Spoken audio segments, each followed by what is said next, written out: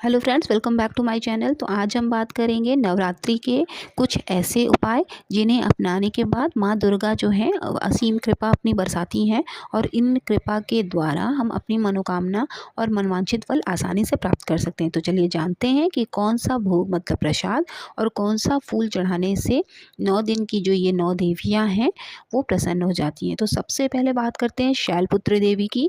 ऐसा कहा जाता है कि महादेव के अपमान को सहन न करने की वजह से उनके पिता के ने जो हवन करवाया था उसमें ही वो सती हो गई थी जाकर।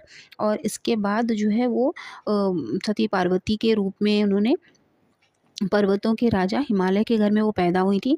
तो पत्थर की पुत्री होने के कारण उनका नाम जो है वो शैलपुत्री पड़ा था। तो अगर आप शैलपुत्री की पूजा करते हैं तो चंद्रमा आपका मजबूत होता है, जिससे आपको धन धान्य ऐश्वर्य वैभव सब कुछ मिलता है। ठीक है, तो माता रानी को इस मतलब पहले दिन आपको क्या भोग लगाना है, देसी घी। ठीक है, थोड़ा सा कटोरी में देसी घी आप उन्हें भोग लगा दें और फूल में उन्हें लाल गुड़हल या फिर सफ़ेद कनेर का पुष्प चढ़ाएं। इससे आपको विशेष कृपा प्राप्त होगी और जो सफ़ेद पुष्प है वो चंद्रमा की ओर समर्पित होता है, जिससे चंद्रमा हमारा मजबूत होता है। ठीक है, दूसरी देवी है ब्रह्मचारिणी। तो जब देवी पार्वती ने शंकर जी को पाने के लिए कठोर तपस्या करना शुरू किया था तो उनकी तपस्या को देखकर जो सप्त ऋषि होते हैं उन्होंने उन्हें ये नाम दिया था ब्रह्मचारिणी का।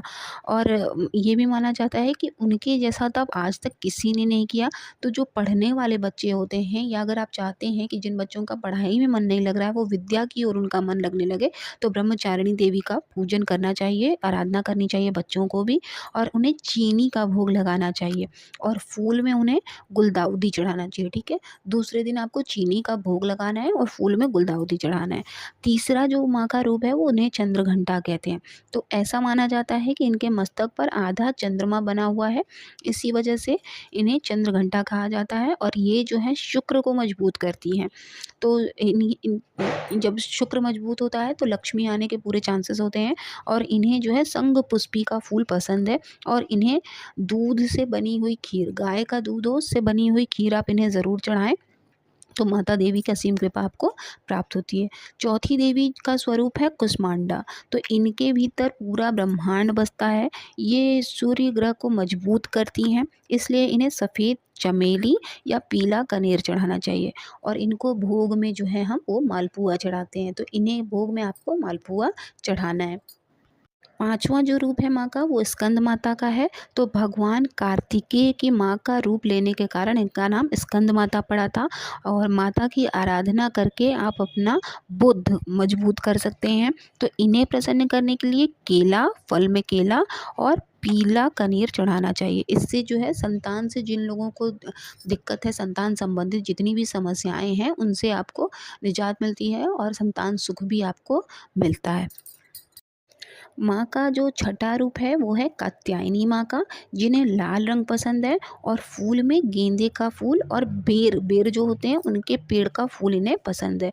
तो जब आप चाहते हैं कि आपको सिद्धि प्राप्त हो जाए तो उन्हें शहद का भोग लगाइएगा। ठीक है, जो लोग किसी चीज़ में सिद्धि चाहते हैं उन्हें, जैसे आप भगवान में सिद्धि चाहते हैं या मुक्ति चाहते हैं, तो उन चीज़ों के लिए आपको माँ को भोग में लगाना है शहद और फूल में चढ़ाना है गेंदे का या फिर बेर के पेड़ का फूल। ठीक है, सातवां रूप है माँ कालरात्रि का। तो सब जानते हैं कि यह माँ का उग्र रूप है, मतलब विकराल रूप है। तो देवी को प्रसन्न करने के लिए उन्हें नीले रंग का कोई भी सुगंधित पुष्प चढ़ा दीजिए और उन्हें भोग में गुड़ लगाना रहता है।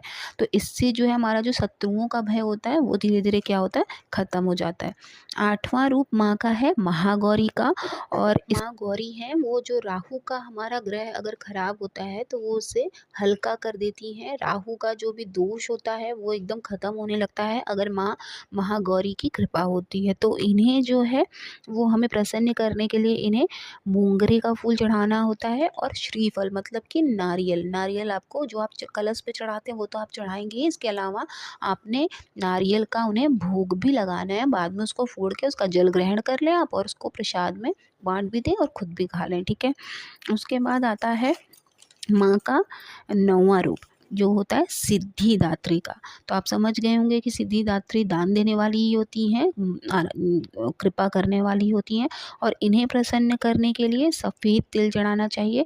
और ये भी माना जाता है कि ये क्योंकि माँ का 9वां रूप है। तो अगर ये प्रसन्न हो जाती हैं तो सारी देवियाँ प्रसन्न हो जाती हैं, इसलिए आप इन्हें सफ़ेद तिल चढ़ाइए, या तो इससे ही जब आप हवन कर रहे हैं तो सफ़ेद तिल की आहुति भी दे दीजिए। तो और ऐसा अगर करने फूलों से की बात सारी करें तो देवियाँ जो इन्हें हैं वो गुड़हल पसंद प्रसन्न है, हो तो जाती हैं। आप इन्हें गुड़हल भी चढ़ा सकते हैं, और चंपा वो भी आप इन्हें चढ़ा सकते हैं। तो आई होप आपके लिए ये वीडियो यूज़फुल होगी। 9 देवियों को 9 भोग लगाइए, 9 पुष्प चढ़ाइए और 9 दिन का व्रत अपनी मनोकामना की पूर्ति करने के लिए, चाहे कलश रख रहे हों या नहीं रख रहे हों, एक दिन पूजा कर रहे हों और आखिरी दिन कर रहे हों, तो भी आप ऐसी मनोकामना करते हुए माँ की जो है पूजा करिए, आराधना करिए और आपकी मनोकामना पूर्ण होती जाए। मिलते हैं नेक्स्ट वीडियो में, तब तक के लिए जय माता दी। ओम नमः शिवाय।